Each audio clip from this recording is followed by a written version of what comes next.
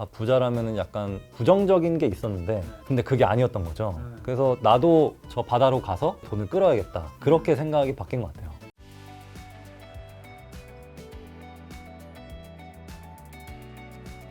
그럼 이제 또 욜로 얘기해 주셔서 그럼 부를 좀 창조하는 라이프 스타일과 부를 좀 파괴하는 라이프 스타일 좀 어떤 게 있다 보세요? 일단 저는 저축은 열심히 하자 주의거든요. 하면서 공부를 같이 하자 주의예요.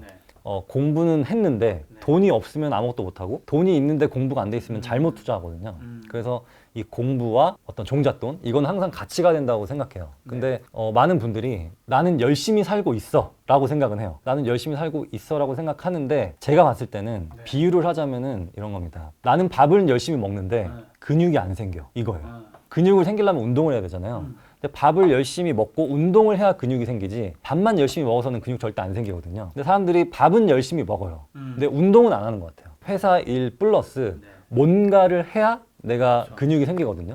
그래서 이 뭔가를 저는 요즘 옛날 같은 경우는 진짜 주식이나 부동산이 좀 많았지만 요즘 같은 경우는 아무거나 해도 된다고 생각해요. 예를 들면 뭐 디제잉을 할 수도 있고 뭐 피규어를 모을 수도 있고 그냥 아무리 오타쿠 같더라도 그냥 저는 세상을 오타쿠가 바꾼다고 생각하기 때문에 이 회사 일 외에 뭔가 오타쿠 같은 내가 진짜 좋아하는 것들을 뭔가 열심히 한다면 거기서 뭔가 이룰 수 있다 봅니다. 그럼 말씀하신 대로 대부분의 사람들이 열심히 살잖아요. 예, 열심히 살죠. 한국 사람들이 특히 열심히 사는데 왜 대부분 부자가 될 수는 없는 걸까요? 직장에서만 열심히 해서 그런 것 같아요. 아, 이건 어떤 의미죠? 직장 외에도 뭔가 열심히 해야 되는데 직장에서만 열심히 하면은 직장이란 곳은 어떤 천장이 있기 때문에 이게 뭔가 돈을 소득에는 한계가 있어서 직장 외에 뭔가 주말이나 아니면은 오전 시간 퇴근 시간에도 뭔가 열심히 해야 성과가 있다 보는데 뭐 저 같은 경우는 주말에는 항상 임장을 다녔고 그리고 회사 끝난 다음에는 아르바이트를 했고 거기서 종잣돈 모으고 뭐 지식을 쌓으면서 뭔가 자산을 마련할 수 있었을 것 같은데 회사 일만 열심히 하면은 좀 힘들다고 봅니다.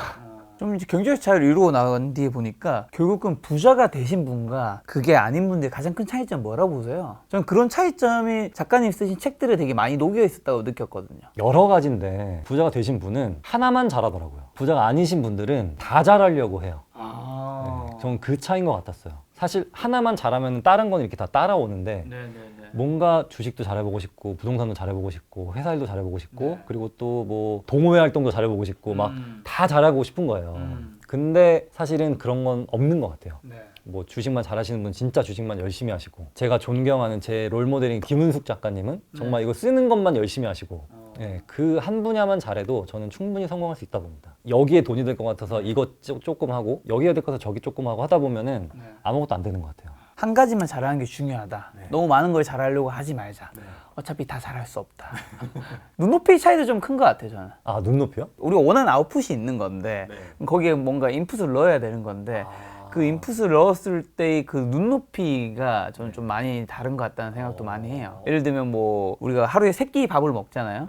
근데 뭔가 내가 중요한 시즌이야. 그러면 저는 마음속으로 어떤 생각하냐면 하루에 한 끼도 안 먹을 수 있다 생각을 해요. 네네네. 왜냐하면 내가 지금 뭔가를 하고 지금 지금 중요한 것들이 있으니까. 맞아요. 내일 밥 먹어도 되니까. 네네. 근데 이제 뭔가 제가 이제 대학 시절부터 겪어보면 밥은 먹어야 되는 거 아니냐. 뭐 이런 식의. 뭐 그게 맞을 수도 있죠. 각자의 차이일 수 있는데 저는 그 차이가 쌓이면 되게 커진다고 좀 생각하는 부분들이 있어서 굳이 그렇게까지 해야 돼? 제가 살면서 뭔가를 좀 열심히 한계치상을 하려고 할 때면 그 말을 좀 자주 들었던 것 같아요. 되게 와닿는데요? 뭔가를 내가 막 몰입하고 있으면 야, 그거를 그렇게까지 해야 돼라는 말을 되게 많이 듣거든요. 근데 하이브 방시영 님이 이런 말 많이 들었대요. 야, 이거 이 정도까지만 해도 돼 라는 말 많이 들었대요. 그렇죠. 뭐그 정도까지만 하면 될 수도 있죠. 네, 근데 방시영 님은 그게 너무 싫었대요. 그래서 나는 완벽한 노래를 만들고 싶은데 주변에서 이 정도까지만 해도 되라고 해서 나와서 하이브를 차린 거거든요.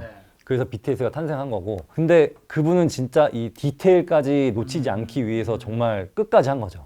저도 뭔가 이렇게 책을 읽을 때 한 절반까지 읽고 야, 이 정도면 다 읽었다 덮지 않고 저는 이 작가 소개부터 이 마지막 겉표지까지 끝까지 다 읽거든요. 근데 그것도 빨리 읽지 않고 항상 정독으로 읽어요. 뭔가 누군가가 책 소개해달라고 할 때 저는 책을 소개해줄 때 되게 뭔가 디테일하게 좀 소개시켜 주려고 해요.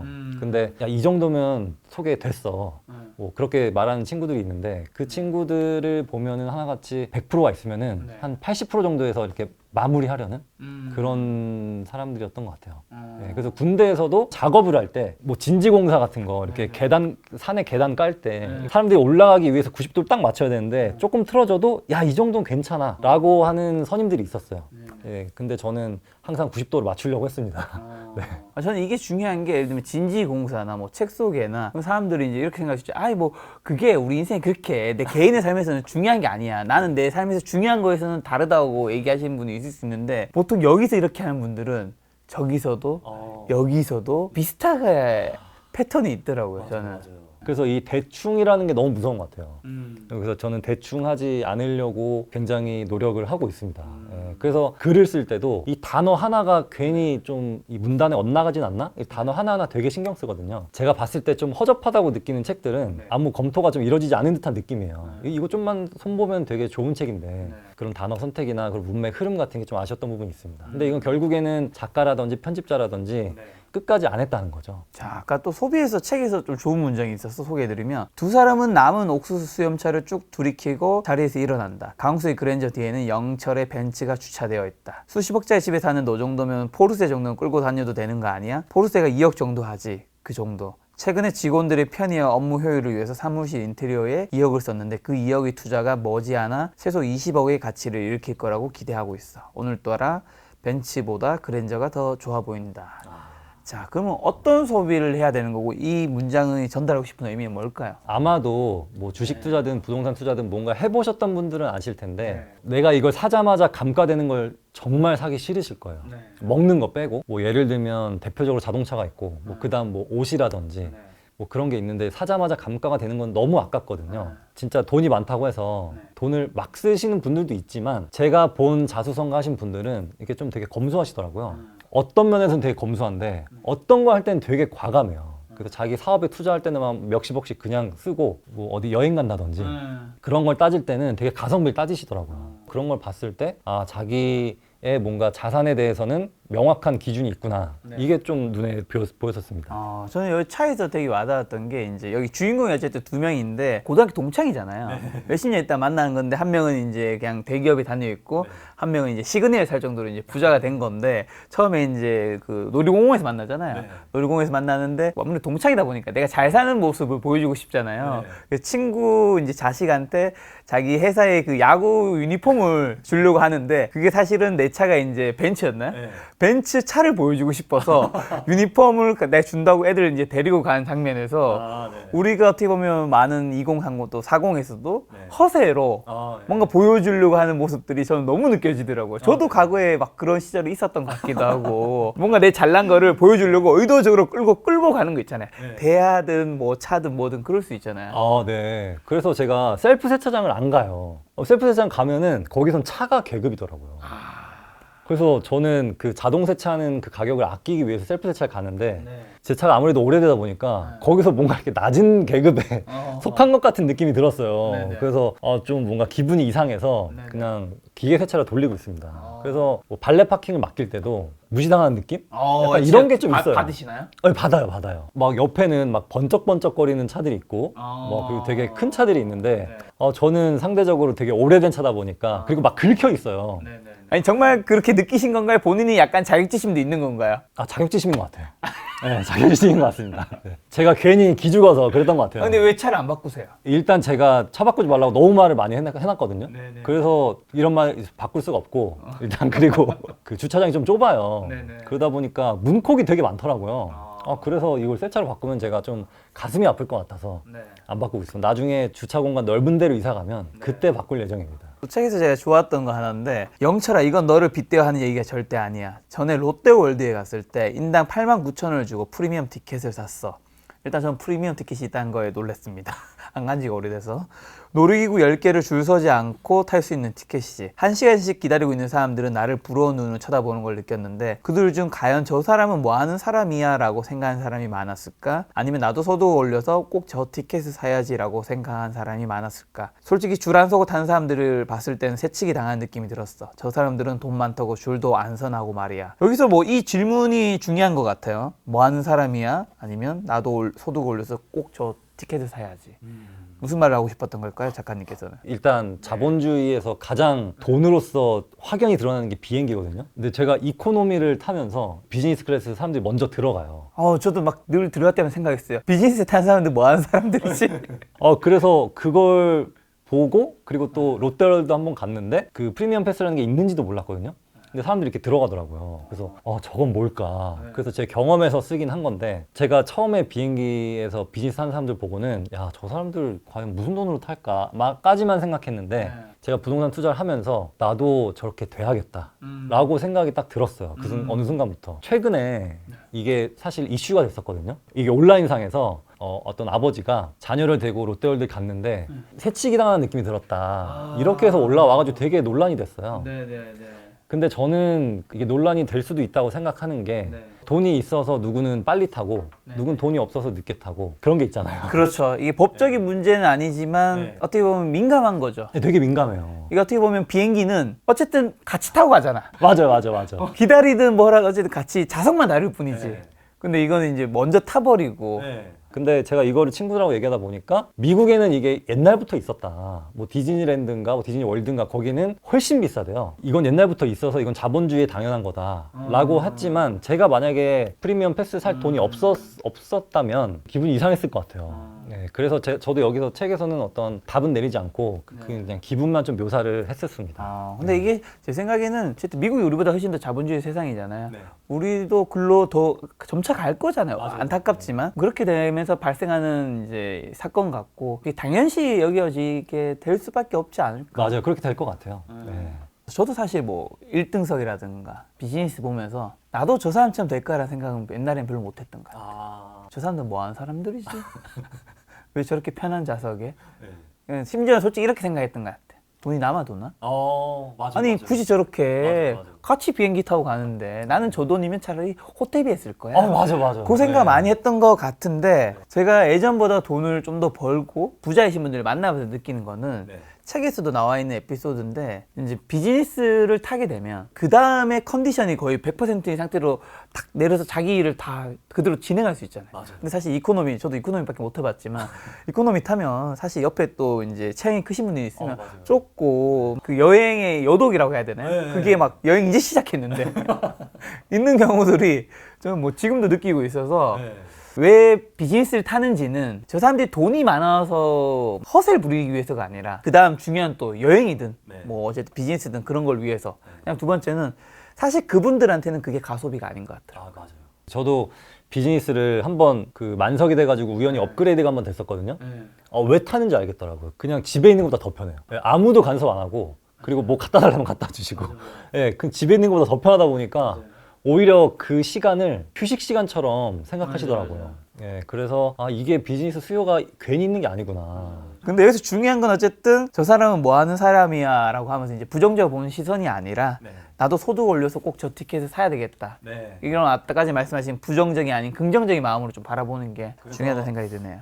뭐 돈 번 사람들, 뭐 그런 사람들을 이렇게 저도 처음에는 시기 질투를 했었는데 지금은 저 사람한테 뭘 배울 수 있을까 그렇게 완전히 바뀐 것 같아요. 부자에 대한 오해, 옛날에 어떤 것들이 좀 있으셨고 좀 경제 자유를 얻고 난 다음에는 이건 진짜 오해였다. 그 다음에는 이거는 옛날에도 오해라 생각했는데 사실 오해가 맞았다. 이런 게 있다면 뭐가 있을까요? 일단 제가 처음에 했던 오해는 그 부자들이 일반 사람들의 돈을 뺏어가는 줄 알았어요.